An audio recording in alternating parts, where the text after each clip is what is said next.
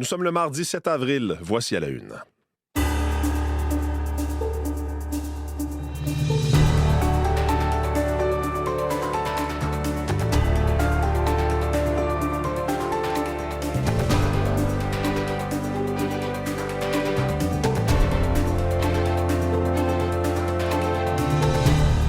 Bonjour, bon mardi 7 avril. J'espère que vous allez bien. C'est Mathieu Bellumeur au microphone. Bienvenue à cette nouvelle édition d'À la Une. Content de vous retrouver ce matin. J'espère que vous avez pu profiter d'un bon congé de Pâques. Bon retour au travail si c'est votre cas. Aujourd'hui, dans l'actualité, on va continuer de surveiller évidemment la situation au Moyen-Orient. Les différentes agences de presse rapportent ce matin que des échanges de tirs se sont poursuivis entre l'Iran, Israël et les États-Unis. Essentiellement, je vous rappelle qu'il y a cette menace de Donald Trump d'y aller d'une destruction complète. Ce sont les termes qu'il a utilisés. Menace de s'en prendre à des infrastructures civiles s'il n'y a pas d'entente pour un cessez-le-feu avec l'Iran d'ici ce soir. Pour l'instant, donc, pas de rencontre ou pas d'entente en vue alors que cet ultimatum approche. On va continuer de surveiller ça aujourd'hui. Jean-Philippe Robillard, lui, sera avec nous parce que hier, on a vécu un moment historique alors que justement cet équipage de la mission Artemis 2 a fait le tour de la Lune, devenant ici les humains à être le plus éloignés de la surface de la Terre. On va faire le point sur cette mission qui se poursuit. Là, c'est le retour vers la Terre qui commence, donc, et tout ça va durer quelques jours.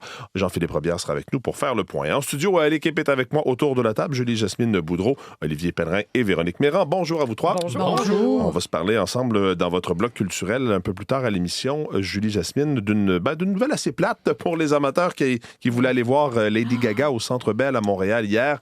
Le concert a été annulé. Oui, 2h30 ou 2 heures avant le début du spectacle, en tout cas l'heure où on vous avait convié. Elle ne pouvait pas performer. Elle l'a dit sur ses réseaux, finalement. Les mines déconfites, les pluies de commentaires. Les gens étaient extrêmement déçus. Moi, j'avais beaucoup de peine pour eux parce que j'y suis allée.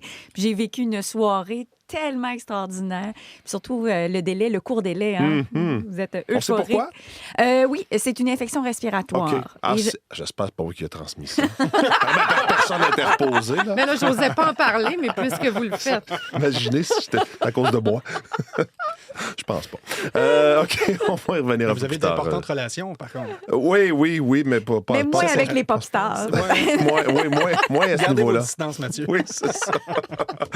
Faisons le point des prévisions de la météo avec Véronique. Du temps froid ce matin, c'est pas le printemps. Du temps froid ce matin, un petit système apportant quelques flocons encore aujourd'hui, mais quand même, je lis sur vos visages une déception moins grande que si vous aviez été conviés au show d'hier soir. Alors, il faut passer par ce système-là, mais par la suite, j'ai des choses qui vont vous plaire cette semaine. Alors, le beau temps qui va se réinstaller à partir de mercredi et les températures qui vont remonter.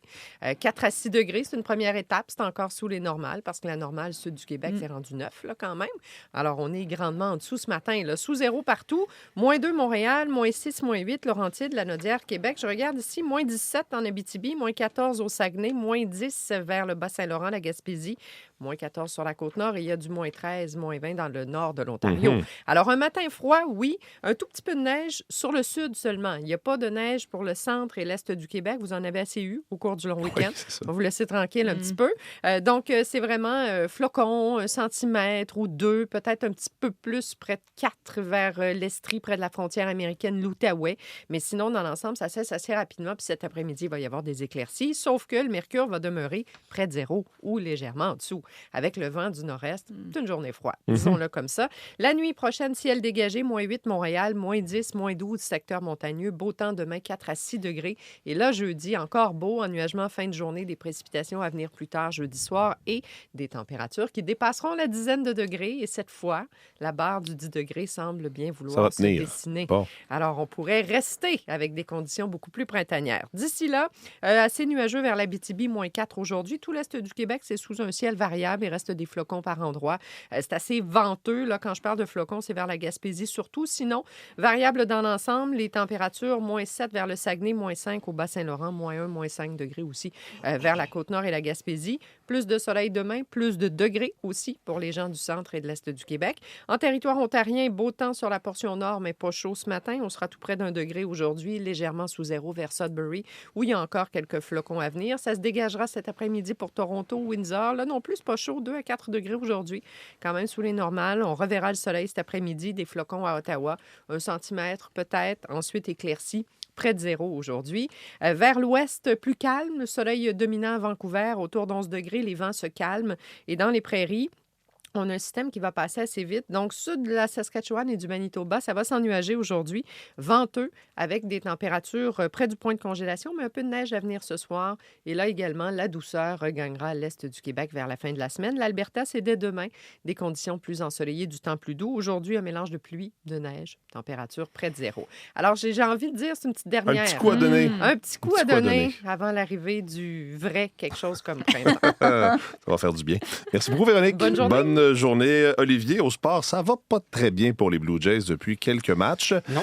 Et ça n'a pas bien été hier contre les Dodgers. Ben, si on regarde le résultat du match, défaite de 14-2. C'est Des pas une Blue bonne Jays. partie, Non, ouais. c'était un très mauvais match pour les Blue Jays de Toronto, surtout qu'ils viennent tout juste d'être balayés par les White Sox de Chicago, connaissent des débuts difficiles cette saison.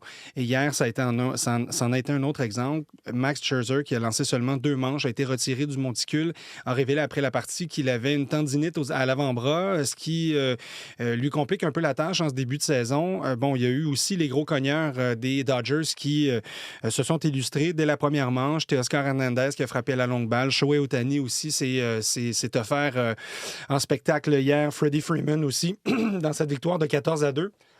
Pardon. Et ça étire un peu le lendemain de veille. Parce que je rappellerai aux gens que les Blue Jays de Toronto ont perdu en finale de la Série mondiale l'an dernier contre les Dodgers de Los Angeles. Et la répétition d'hier a peut-être ramené un peu les partisans dans ce goût amer qu'ils ont eu lors de la fin de la saison dernière. Et là, il y a très peu de choses à se mettre sous la dent pour être encouragés avec le début de saison. Il y a énormément de blessés chez les Blue Jays présentement. On peut simplement parler là, des lanceurs qui sont sur la touche. Trey Savage, Cody Ponce, Shane Bieber. Il y en a d'autres aussi, Max Scherzer, dont on parlait hier avec cette tendinite à l'avant-bras. Alejandro Kirk, qui est blessé au pouce. Fracture du pouce, sera opéré. On parle de 4 à 6 semaines d'absence. Il y a Addison Barger qui s'est blessé aussi à la cheville. On peut les ajouter comme ça, les aligner, ces joueurs qui sont maintenant à l'infirmerie.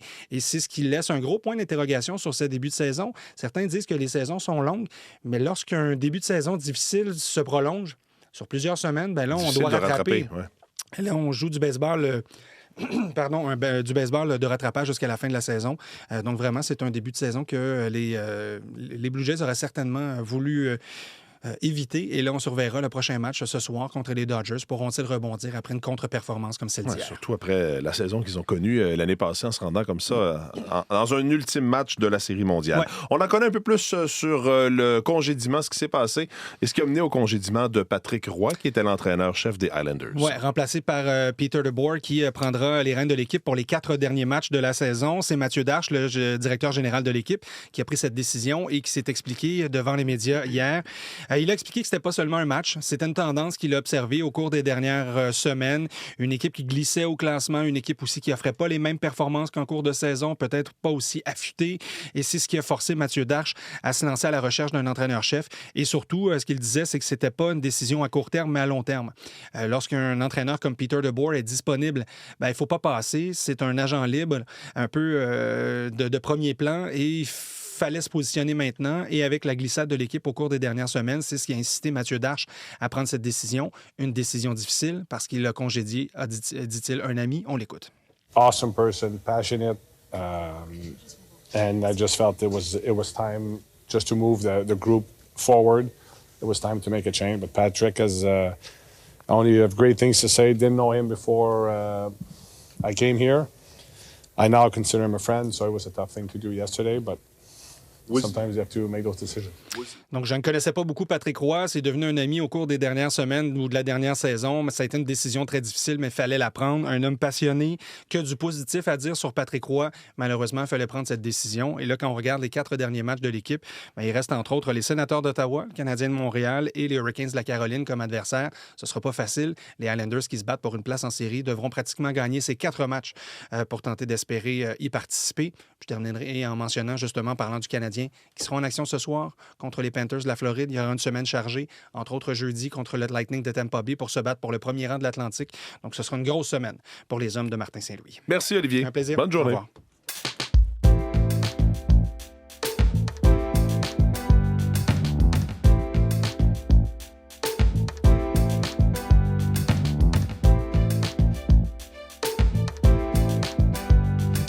Allons-y maintenant avec la une des différents quotidiens de ce matin, en commençant par La Presse Plus qui nous parle d'un scandale financier en Asie. Le Bangladesh et la mafia traquent une fortune au Québec. Article de Vincent Larouche et de Daniel Renaud. Ça se lit vraiment comme un roman, cet article-là. On parle du gouvernement du Bangladesh qui est aux trousses de fugitifs accusés d'avoir siphonné le système bancaire du pays. Et ils ont planqué une partie de leur fortune au Québec, mais les autorités ne sont pas les seules sur la piste du magot. La mafia montréalaise, là aussi, dans sa ligne de mire, qui mettra la main sur ces montants en premier? Effectivement, on raconte le parcours de ces hommes d'affaires, de gens qui ont fait partie du gouvernement ou qui avaient des entrées au gouvernement au Bangladesh, qui ont siphonné l'argent des banques, qui ont investi ça, entre autres, en immobilier au Québec. Il y a des enquêtes en cours au Bangladesh. On tente de retracer ces gens-là. Et puis, devant une des résidences appartenant à une de ces personnes soupçonnées, donc, d'avoir vidé les coffres bancaires au Bangladesh, il y a eu une voiture qui a été incendiée par le crime organisé.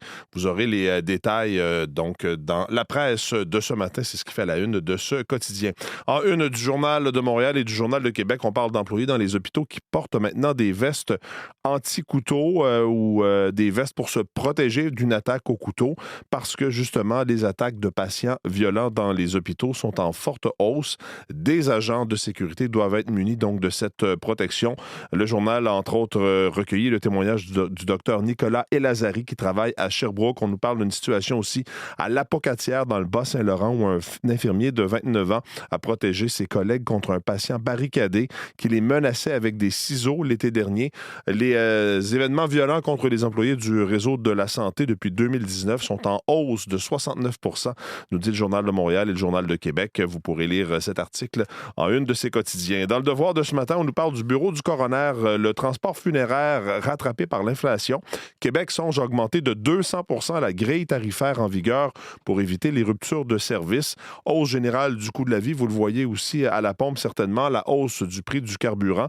Ça fait en sorte que les transporteurs funéraires qui apportent chaque année environ 7000 cadavres au bureau du coroner, un volume qui a pratiquement doublé d'ailleurs depuis 2013, depuis plus de 10 ans. Chaque fois, l'État verse un montant évidemment aux entreprises pour la récupération et la préparation et le transport, mais véritablement, semble que malgré l'indexation, les montants ne suffisent plus. Vous retrouverez ça en une du Devoir de ce matin. En une du Globe and Mail, on revient sur une situation en Alberta. C'est le ministre de la Justice de l'Alberta qui a réduit le délai dont dispose Élections Alberta pour sanctionner les infractions liées au financement politique. Mais tout ça arrive alors que son ami et parent, Sam Mresh, fait l'objet d'une enquête de l'organisme. C'est ce que révèle le Globe and Mail de ce matin. Donc, des changements législatifs, est-ce que ça aurait pu favoriser un proche, effectivement, du ministre de la Justice? Il y a à tout le moins apparence de conflit d'intérêts, dit le Globe and Mail. Vous pourrez lire le compte-rendu de leur enquête en une de ce quotidien ce matin.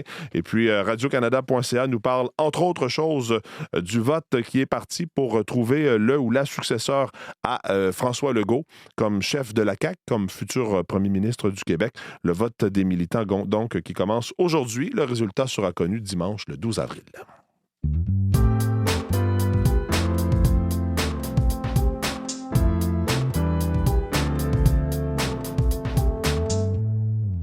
Jean-Philippe Robillard est maintenant en studio avec nous. Revenons sur cette mission Artemis 2. Jean-Philippe, d'abord, bonjour. Bonjour, Ils sont maintenant sur le chemin du retour après avoir fait donc le tour, après avoir survolé la face cachée de la Lune. Oui, et ça a été toute une journée pour eux. J'imagine que vous avez vu un peu les images. J'avais suivi ça hier.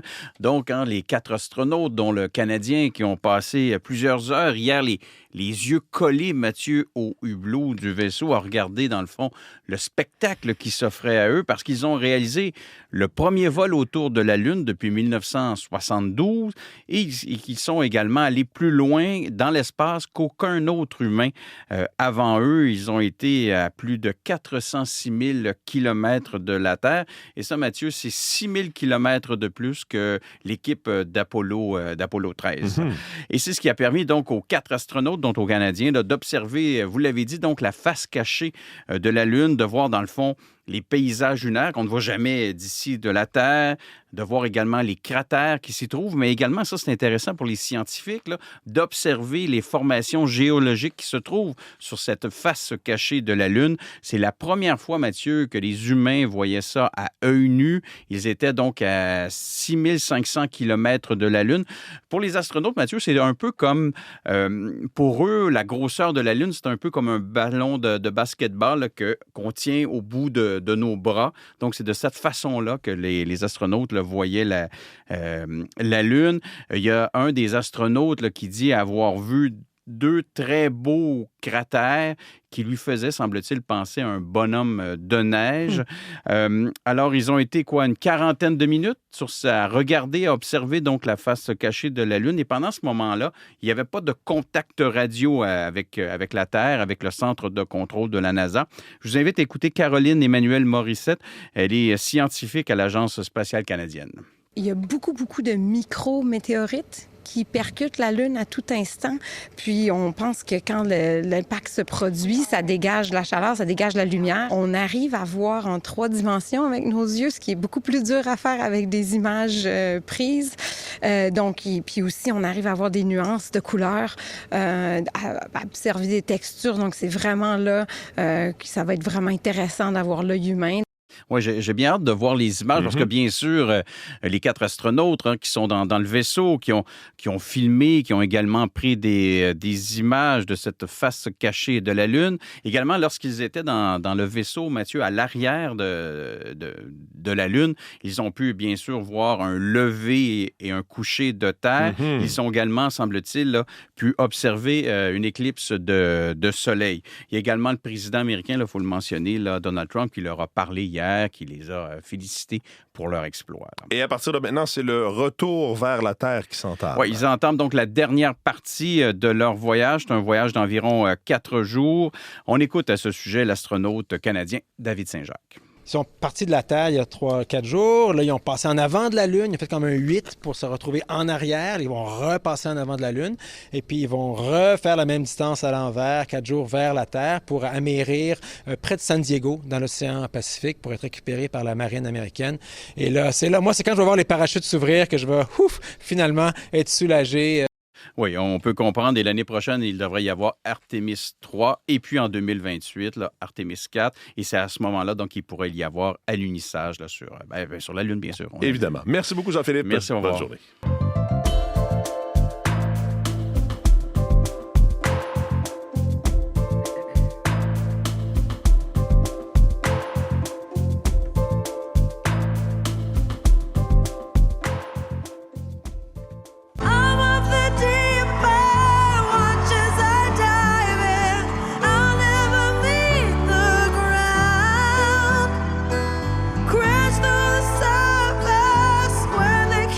C'est des gens à l'écoute qui devaient être à ce spectacle hier. On s'excuse de tourner un peu le fer dans la plaie. Mais donc, Lady Gaga qui a annulé son dernier concert à Montréal qui devait avoir lieu hier soir. Hier soir au Centre Bell, elle a dit « Je suis vraiment désolée, je ne pourrai pas performer, je dois annuler mon spectacle. » On parle d'une infection respiratoire. Ce sont les recommandations de son médecin.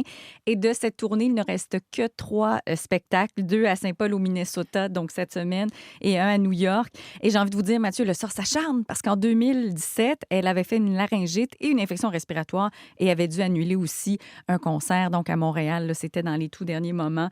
Alors, vraiment déçus, les gens, la plupart, ben oui, à cause du court délai, certainement, imaginez, hein, la gardienne, si c'est le cas, l'hôtel, si c'est le cas. Et là, c'est pas un report, ça n'aura pas lieu demain, c'est une annulation. C'est impossible de repenser qu'elle pourra remettre ça sur les rails, là, les réservations, comment ça fonctionne.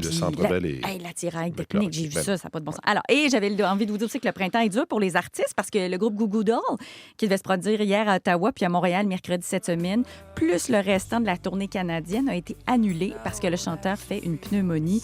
Alors voilà, puis là, vous entendez le succès des années 90 qui est comme l'hymne en ce moment sur TikTok. Quand on vous demande, vous aviez l'air de quoi, papa, maman, dans les années 90, alors qu'ils connaissent en ce moment un très grand regain de popularité.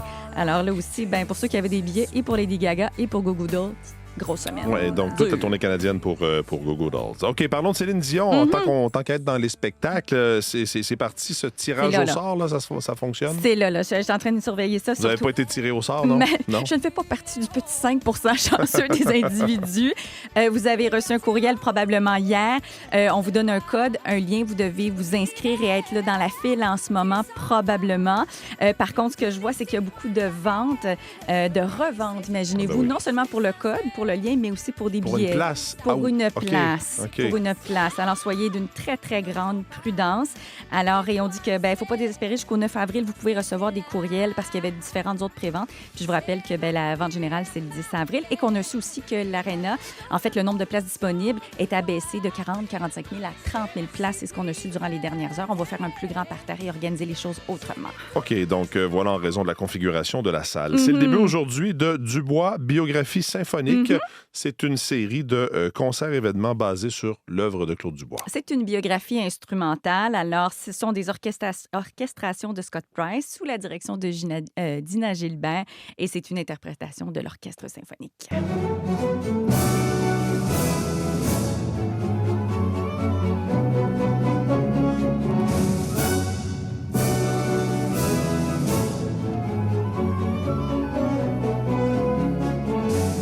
Alors, Claude Dubois ne chantera pas. En fait, il a approuvé chacune des notes qu'on entend, mais a quand même voulu être un peu en retrait de cette production. Il sera là ce soir à la première. Lui qui a eu des ennuis de santé récemment. Il a été opéré en février dernier pour un cancer des cordes vocales, mais dit qu'il va bien, il va mieux. Alors, c'est à la Place des Arts pour 3 soirs, puis ensuite, ça s'en ira à Québec, Trois-Rivières et Sherbrooke un peu plus tard. Laissons-nous là-dessus. Bonne journée, Julie Jasmine. Salut.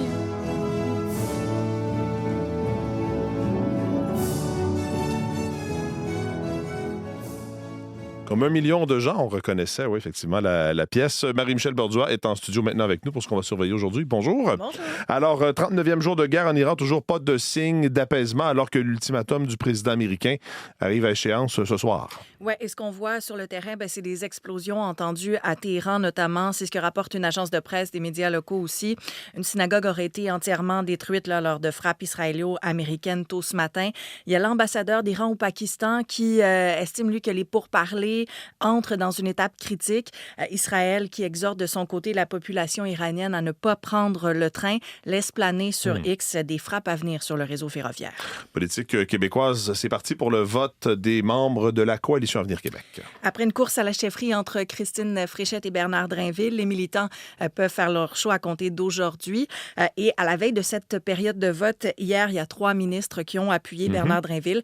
Le gagnant qui va succéder à François Legault à la tête de la CAQ va aussi occuper le poste de premier ministre. On va savoir ça dimanche. Cette semaine, ou la semaine prochaine, on va connaître le nom du gagnant ou de la gagnante. Merci Marie-Michel. Bonne journée. Bonne journée. Voilà pour cette édition d'À la Une. Vos équipes du matin vont prendre le relais dans les prochaines secondes. Je vous retrouve quant à moi dans les radios-journaux. Bonne journée, bon mardi.